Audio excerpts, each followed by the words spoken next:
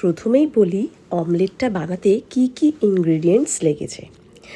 2টো egg, chopped mushroom, chopped onion, আর একটু mozzarella cheese, chilli flakes, oregano, একটু স্বাদ মতো লবণ, মানে সল্ট আর কি। সল্টটা দেওয়ার সময় কিন্তু একটু বুঝে শুনে দেবে, কারণ অলরেডি চিজে কিংবা বাটারে হালকা সল্টেড থাকে। আর দিয়েছিলাম বাটার। তো যাই হোক, এবার আসল কথায় আসি। কালকে শরীরটা বেশ খারাপ ছিল। তো শরীরটা খারাপ হওয়ার দরুন আর ঘরে কিছু রান্না ছিল না।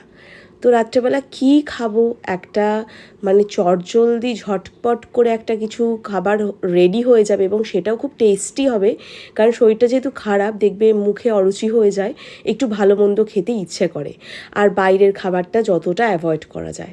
তো সেই জন্যে বানিয়ে ফেলেছিলাম এই অমলেটটা। তো তোমরা দেখতেই পাচ্ছ, মানে দুর্দান্ত হয়েছিল, অসাধারণ, মানে আমি ঠিক বলে বোঝাতে পারবো না। মানে আর এত সুন্দর হয়েছে যে দেখতেই পাচ্ছ, সুন্দর ফ্লাফি হয়েছে, সাথে হচ্ছে মানে উপরটা তো প্রচণ্ড ক্রিস্পি, আবার নিচটা লেগে যায়নি, যেটা সাধারণত হয়ে থাকে। আর এত সুন্দর এয়ারফ্রায়ারে হবে আমি সিরিয়াসলি ভাবতে পারিনি। আমার তো দুর্দান্ত লেগেছে।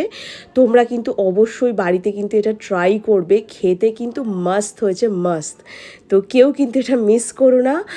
আমি এরপরে আরও নানান রকমের এরকম অমলেট রেসিপি হোক, যে কোনো রেসিপি হোক, আমি নিয়ে তোমাদেরকে দেখাবো।